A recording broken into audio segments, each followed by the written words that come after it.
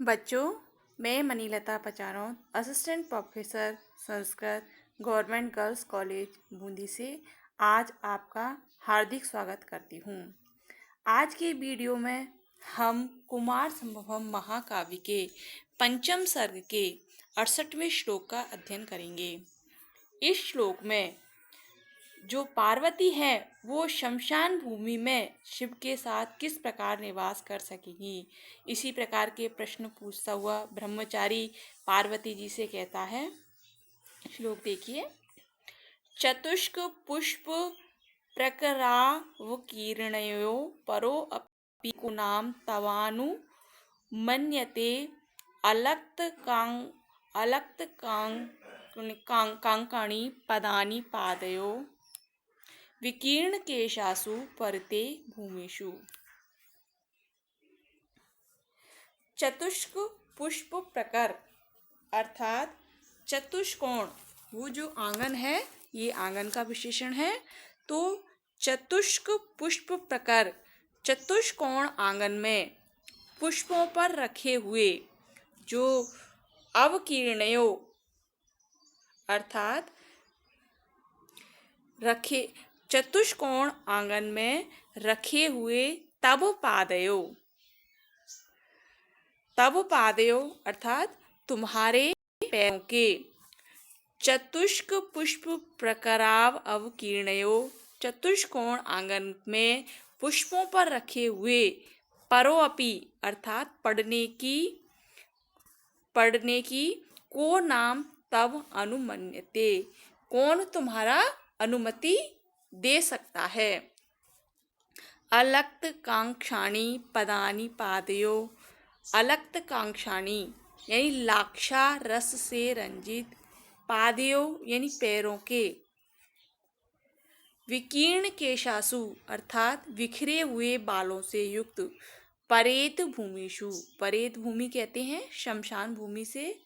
तो यहाँ पर जो पार्वती हैं उनके पुष्पों से आच्छादित पृथ्वी पर रखने योग्य अत्यंत कोमल तुम्हारे चरण, पार्वती जी के चरणों के बारे में ब्रह्मचारी बताते हुए कहता है कि जो तुम्हारे चरण हैं वो पुष्पों से आच्छादित पृथ्वी पर रखने के योग्य हैं और अत्यंत कोमल हैं और महावर से लाल हैं। तो ऐसे चरणों को यत्र तत्र बिखरे हुए बालों से व्याप्त शमशान पर रखने का शत्रु भी समर्थन नहीं कर सकता।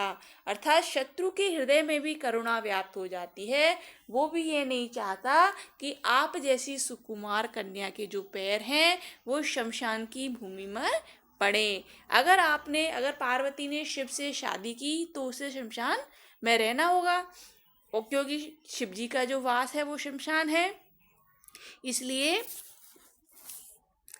अन्वय से देखिए एक बार। चतुष्क पुष्प प्रकराव किरणयो यानी चतुष्कोण आंगन में पुष्पों पर रखे हुए तव पादयो तुम्हारे जो चरण हैं, तुम्हारे जो पैर हैं, अलक्त कांकानी लाक्षा रस से रंजित, वो चरण भी कैसे हैं, लाक्षा रस महावर से रंजित, पदानी यानी चिन्हों को, विकीर्ण केशासु अर्थात बिखरे हुए बालों से युक्त, परेत भूमिषु शमशान की भूमि में, परे अपि पढ़ने की, को नाम अनुमत्ये यानी कौन अनुमति दे सकता है, अर्थात कोई भी अनुमति नहीं दे सकता, क्योंकि जन्म से लेकर तुम अपने पिता के घर में पुष्प से बिछे हुए आंगन में चलती आई हो, किंतु शिव से विवाह हो जाने के पश्चात इधर उधर बिखरे हुए बालों से युक्त शमशान भूमि पर अपने लाक्षारस रंजित केशों को, चरणों को रखोगी। इस बात को तुम्हारा जो शत्रु है वो भी स्वीकार नहीं कर सकेगा।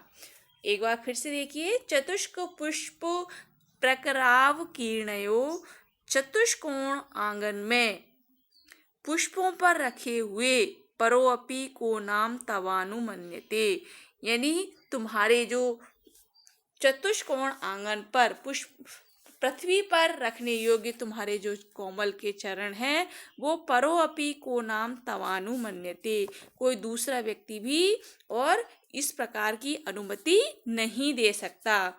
अलक्त आकांक्षणी पदानी पादयो, महावर से लाल चिन्हों के यत्र विकीर्ण केशासु परेत भूमिषु, यानी कि जो परेत भूमि यानी शमशान की भूमि है वहां पे बिखरे हुए केश पड़े हैं, तो ऐसी जगह पे तुम्हारे जो चरण हैं वो रखने के योग्य नहीं है। वहां पर परोअपि को नाम तवानु मन्यते, यानी कोई शत्रु व्यक्ति है वो भी समर्थन इस बात का नहीं कर सकता।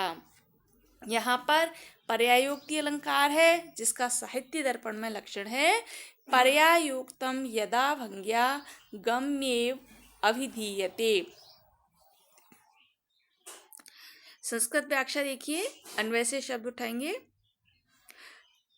चतुष्क पुष्प प्रकरावकीर्णयो, अर्थात चतुष्क सुमन है समूह व्याप्तयो, लिख लो, चतुष्क सुमन है समूह व्याप्तयो तव पादयो भवत्या चरणयो अलक्त कांकाणी लाक्षारस रंजितानि पदानि पादचिह्नानि विकीर्ण केशासु विक्षिप्त शिरोरुहासु परेत भूमिषु शमशानेषु परोऽपि शत्रुरपि को नाम कै जन है अनुमन्यते अनुज्ञास्यति।